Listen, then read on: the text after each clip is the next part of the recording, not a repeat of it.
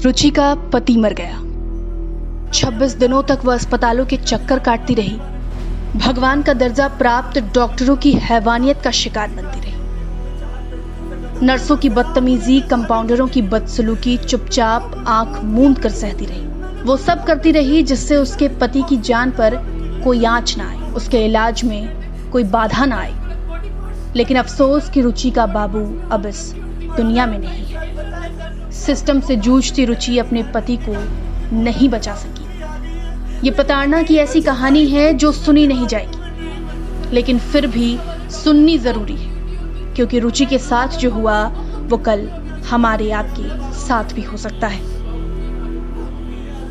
Corona की वजह से बहुत सारे लोगों ने अपनों को खोया है, और खोया तो है ही, लेकिन जो प्रताड़ना सही है, खासतौर पर जो अस्पताल में कुव्यवस्था की वजह से जिस प्रकार लोग जिस दौर से गुजरे हैं वो बयां करने लायक नहीं। हमारे साथ रुचि हैं, इनके पति कोरोना के काल की वजह से अब दुनिया में नहीं रहे, लेकिन इनके साथ जो कुछ भी घटा है और जिस तरह का व्यवहार किया गया है वो दिल को दहला देता है। और इस तरह से भी कोई अस्पताल हो, डॉक्टर हो, मेडिकल स्टाफ हो, इस तरह से कोई किसी महिला के साथ दुर्व्यवहार करे जिसका पति बीमार हो, अब वो उस दुनिया में नहीं है। हम बात करते हैं रुचि से। बताइए क्या हुआ आपके साथ? सर, हम लोग ग्लोकल हॉस्पिटल जब भी गए भागलपुर में एडमिट कराने अपने हस्बैंड को, वहाँ पे बहुत मुश्किल से हमें एडमिशन मिला। हम गए, एडमिट हुए, मेरे हस्बैंड और मेरी मदर दोनों। वहाँ पे एक नर्स, एक डॉक्टर, किसी ने भी, बस एक सुमित चौहान सर, उन्होंने थोड़ी इंसानियत दिखाई थी, वो ठीक से देखते थे जो विजिट पे आते थे। अदरवाइज एक डॉक्टर ने, किसी ने, नर्स ने, किसी ने भी मदद नहीं किया। Glocal hospital sir, Glocal hospital Bhagalpur का ग्लोकल हॉस्पिटल। उसके बाद वहाँ पे कोई केयर नहीं होता था। मेरे हस्बैंड पॉटी करके, यूरिन पास करके 4-4 घंटा, 10-10 घंटा पड़े रहते थे, कोई क्लीन नहीं करता था। वो फ़ोन करके बोल नहीं पा रहे थे, मेरे हस्बैंड फ़ोन करके मुझे बुलाते थे, मैं जाती थी, मैं क्लीन करती थी। एक आदमी को मैंने बोला कि आप मदद कीजिए, तो उसने मेरा दुपट्टा खींचा और मेरे कमर पे हाथ रखा। उसका नाम ज्योति कुमार है, वो हाइट 6 फीट के करीब है, और ज्योति कुमार जेंट्स है, वो ज्योति कुमार। उसने मेरे साथ खराब व्यवहार किया। मेरे हस्बैंड ने देखा, उनका पूरा ये पसीना से भीग गया सर, लेकिन बाबू मेरा कुछ बोल नहीं पा रहा था, तभी कुछ बोल नहीं पा रहा था। उसके बाद उसने बाहर आके मुझे मुस्कुरा के बोला, ज्योति कुमार ने, कि आप ध्यान रखूंगा आपके हस्बैंड का। मैंने उस समय भी डर से कुछ नहीं बोला, मैंने बोला हाँ भैया प्लीज ध्यान रखना। लेकिन मेरे बाबू को भी कुछ तो अनईजी लगा था उसके साथ। मेरे बाबू ने अगले दिन बोला कि इससे मत डायपर चेंज करवाना। मैंने फिर खुद करना शुरू कर दिया sir diaper change. Remdesivir injection लगा था मेरी मम्मी को और मेरे हस्बैंड को, दोनों को। बहुत महंगा इंजेक्शन मिला था, बहुत मुश्किल से वो इंजेक्शन मिल पा रहा था। उस इंजेक्शन को देने में आधा इंजेक्शन नीचे गिरा दिया सर। जब मैंने बोला कि आप इतने महंगे इंजेक्शन को नीचे गिरा दिए हो, पेशेंट में तो गया ही नहीं। तो डॉक्टर, वहाँ जो नर्स और जो कंपाउंडर थे, उन्होंने कहा 50,000 का भी होता ना, नीचे गिरा देते तो कुछ नहीं कर पाती यहाँ पे। मैंने कुछ नहीं बोला, मैं चली आई। मेरे हस्बैंड सुबह में मुझे फिर फोन करके 4 बजे में बुलाए सर। मैं भागी भागी, और आधे दूर पैदल, आधे दूर ऑटो से सर, मैं भागी भागी हॉस्पिटल आई। मेरे हस्बैंड ने कहा मुझे यहाँ बहुत डर लग रहा है। मैंने बोला क्या हुआ? फिर मेरी मदर सामने वाले बर्थ पे थी। मेरी मदर बोली कि बगल वाले बर्थ पे एक अंकल नर्स को बुलाते बुलाते उनका मास्क हट गया था सर। वो नर्स को बुलाते बुलाते रह गए, नहीं आई नर्स सर, और वो अंकल एक्सपायर कर गए सर। उस अंकल के एक्सपायर करने के 3-4 घंटे बाद ही एक और लोग एक्सपायर किए। उसी वजह से, उसी कारण से सब नर्स जाके सो जाती थी सर, कोई जगह नहीं रहते थे, सब कुर्सी पे बैठे बैठे सोई रहती थी आराम से। वहाँ पे फिर मेरे हस्बैंड की एक दिन तबीयत बहुत खराब हो गई, बाईपैप की जरूरत पड़ी। वहाँ पे बाईपैप नहीं था, हमें मायागंज रेफर किया गया। हम मायागंज आए। पहले तो जब मायागंज आए तो जो एम्बुलेंस वाला था वो जब उतरे तो कहता है मैडम चाय पानी के लिए कुछ नहीं मिलेगा। मेरा हस्बैंड मर रहा था, वो मुझे चाय पानी के लिए मांग रहा था। जब मैं वहाँ पहुँची तो वहाँ पे आईसीयू में एडमिट कर दिया, मुझे अंदर नहीं जाने दिया। मैं बहुत रिक्वेस्ट करके बोली थोड़ी देर रहने दीजिए, तो एक डॉक्टर ने बोला ठीक है थोड़ी देर रहो। उसने थोड़ी देर में 4-5 घंटे में मेरे हस्बैंड के बगल वाले बेड से 4 लोग एक्सपायर हुए। एक अंकल तो इतना बुला रहे थे नर्स को कि वो बुलाते बुलाते गिर गए, उनका सर फट गया, पूरा रूम खून खून हो गया। मेरे हस्बैंड और डर गए। उसके बाद दोपहर होते होते ना मेरे हस्बैंड की तबीयत बहुत खराब होने लगी, पूरा लिप्स ड्राई हो गया। मेरे हस्बैंड होश में नहीं थे। बार बार मेरे जेठ को बोल रहे थे रुचि का ध्यान रखना, मेरे बारे में रुचि का ध्यान रखना। सबका दीदी का, सबका जिया जी का हाथ पकड़ रहे थे कि हाथ पकड़ रहे थे, डर लग रहा है। मैंने अचानक से बोला कि मुझे लग रहा है इनके मास्क में कोई प्रॉब्लम है। मेरी बहन दौड़ के गई डॉक्टर को बुलाने, तो डॉक्टर को चौथी बार बुलाने गई थी सर। डॉक्टर कह रहे हैं सोने भी नहीं दोगे क्या, सोने भी नहीं दोगे। जो डॉक्टर का रूम था ना इमरजेंसी में, जो नाइट ड्यूटी वाले, वो लोग दरवाजा बंद करके नीचे बेड कर लेते थे और फोन पे गाना और मूवी देखते देखते रात भर सोते थे, लाइट ऑफ करके। वो लोग नहीं आ रहे थे, बहुत बार बुलाने पे वो आए। जब आए तो पता चला कि जो बाईपैप है लगा हुआ है, बाईपैप सिर्फ मास्क लगा दिया था, उसमें ऑक्सीजन सप्लाई का पाइप ही नहीं डाला था, उसमें ऑक्सीजन सप्लाई का पाइप ही नहीं डाला था।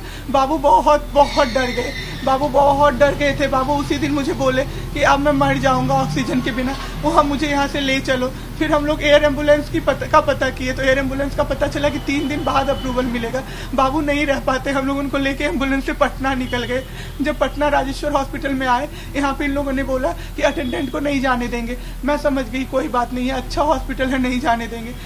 बाबू को रास्ते में 3 बार पॉटी हुई थी, बाबू को साफ रहने की आदत थी। मैंने 4 बार 5 बार जाके वहाँ पे बोला आईसीयू के गेट पे बेड साफ करवा दीजिए ना। सब कह रहे हैं आप डॉक्टर हो या मैं डॉक्टर हूँ, मुझे करने दीजिए। उसके बाद अचानक से एक बार मैंने आईसीयू के गेट से देखा बाबू ऐसे कर रहे थे, हाँ। तो मैंने एक डॉक्टर निकल रहे थे, मैंने उनको बोला कि सर देखिए ना वो परेशान हो रहे हैं, एक बार जाइए ना। तो वो कह रहे हैं अरे चुप रहिए ना, जब से आया है ये छोड़ा ऐसे ही बौखला रहा है।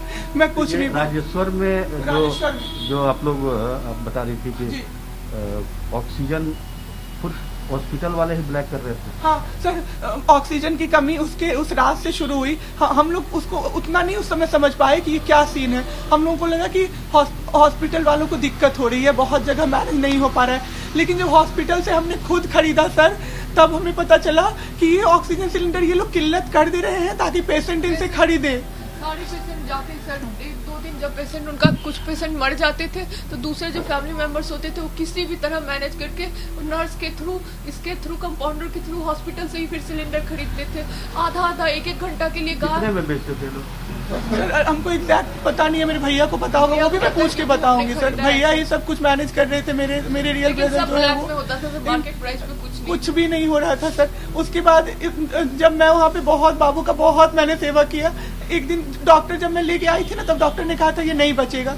4 दिन बाद मुझे डॉक्टर रविरंजन ने बोला टचवुड ये पेशेंट तो गजब का रिकवर किया है। क्या किया तुमने? ये पेशेंट तो गजब का रिकवर किया है। और मेरे बाबू का 18 लीटर से मैंने 4 से 6 लीटर कर दिया। मेरा बाबू पता है सर, बाईपैप से नॉर्मल मास्क पे मेरा बाबू चला आया, बाईपैप पे नॉर्मल मास्क पे। उस दिन मुझे लगा मैं जंग जीत गई सर, अब मैं जंग जीत गई। लेकिन ऑक्सीजन के कमी के चलते मैंने एक दिन बाबू को बोला बाबू अब तो सब ठीक है ना? तो मेरा बाबू बोल रहा है हाँ यहाँ ठीक है, यहाँ ठीक है। डर मैंने बोला डर किस चीज का? तो कॉर्नर में सिलेंडर रखा रहता था हमारा, तो सिलेंडर का डर। देखो ना लीक नहीं कर रहा ना, तुम चेक कर लो ना, डॉक्टर को मत चेक करने बोलो, मुझे डॉक्टर पे नहीं ट्रस्ट है, ये लोग कोई हमारा अपना नहीं है, तुम चेक कर लो बेटा। मैं बोलती थी सब ठीक है बाबू, कोई दिक्कत नहीं है। परसों सुबह में सर हमारे पास 1 सिलेंडर ही बचा हुआ था सर। 1 सिलेंडर में लगाए, उनको तो बाईपैप फिर लग गया दोबारा ना। तो बाईपैप में तो 2 तरह से जाता है ना, 2 सिलेंडर लगना चाहिए ना जब आपका पाइपलाइन बंद है। 1 ही सिलेंडर हमारे पास था सर। 1 सिलेंडर के चलते बाबू का ऑक्सीजन लेवल बहुत कम होते होते बाबू दम तोड़ दिए सर। और पता है सर, इन लोगों ने हमें ये भी नहीं बोला कि वेंटिलेटर पे डाल सकते हैं। और हमारी फैमिली से जब लोग बात कर रहे हैं ना, जो डॉक्टर से, तो कह रहे हैं कि फैमिली वाले ने ही वेंटिलेटर पे मना किया। हमें अपने बच्चे का जान नहीं बचाना था सर, हमें अपने बाबू का, अपने हस्बैंड का जान नहीं बचाना था, जो हम उसको वेंटिलेटर पे नहीं डालते। हमें एक बार किसी ने नहीं बोला। जब बाबू का दम टूट गया ना सर, तभी भी मैंने बोला सर थोड़ी देर वेंटिलेटर पे डाल दीजिए ना, हो सकता है कुछ हो जाए। कह रहे कुछ नहीं होगा, कुछ नहीं। मैंने पैर पकड़ ली सर। वहाँ पे एक धर्मेंद्र सर करके हैं, उनमें फिर भी इंसानियत है सर, वो बहुत अच्छे हैं। फिर भी धर्मेंद्र सर, उन्होंने जबरदस्ती, मैंने बोला, फिर उन लोगों ने वेंटिलेटर पे डाला, लेकिन बाबू खत्म हो चुके थे सर।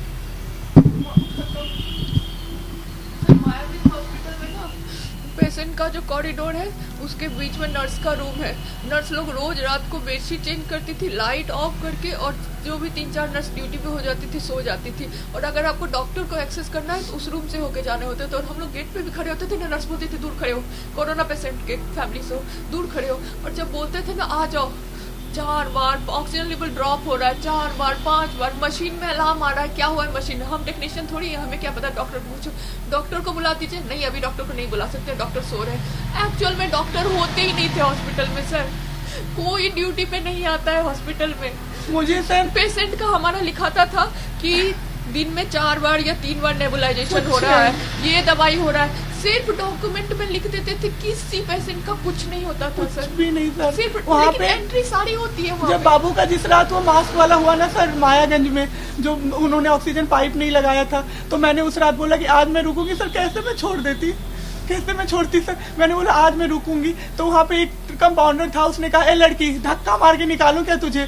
मैंने तब तक बाबू को पॉटी हो गई सर, मैंने बोला ठीक है सर मैं निकल जाऊंगी, बस इनका पॉटी क्लीन कर लेती हूँ। तो कहता है डोम आके करेगा ना, तुम निकलो यहाँ से, और मुझे धक्का मार के निकाल दिया सर बाबू के पास। कोई डॉक्टर नहीं आता है सर, सिर्फ नकली एंट्री होती है कि नेबुलाइजेशन किया, ये किया, फिजियोथेरेपी किया, कोई नहीं आता है। जो एनेस्थीसिया वाले डॉक्टर है उनकी ड्यूटी होती है रात में, तो हम लोग कॉल कर करके पागल हो जाते थे। वो भी हम कॉल क्यों कर पाते थे, क्योंकि हमारे एक रिलेटिव उस डॉक्टर में उस हॉस्पिटल में है, इसलिए हम कॉल कर बाकी पेशेंट सर वो भी एक्सेस नहीं कर सकते हैं। हम लोग प्रिविलेज थे। और क्या चाहती हो हॉस्पिटल पर कार्रवाई क्या चाहती? हाँ सर, सबसे पहले तो सर मुझे एक कहीं भी सर अगर आप ये लाइव दिखा दें या मुझे एक शो पे बुला के मुझे बस बात करवा दीजिए कि मेरा सबसे पहला कंसर्न सर ये है कि लोगों को पता चले, उसके बाद कुछ। ये रुचि की व्यथा है जो अपने पति को बचाने के लिए लगातार 26 दिनों तक, जो सॉफ्टवेयर इंजीनियर पति थे, अब हालांकि वो दुनिया में नहीं है, लेकिन जिस तरह से संघर्ष किया है रुचि ने और जिस तरह के व्यवहार देखे हैं हॉस्पिटल में और जिस तरह का इलाज, वो सारा कुछ ये बताना चाहती हैं ताकि बाकी लोग जो इस दौर से गुजर रहे हैं वो कुछ समझें, कुछ समझें। कैमरामैन नदीम आलम के साथ सुजीत कुमार झा, पटना।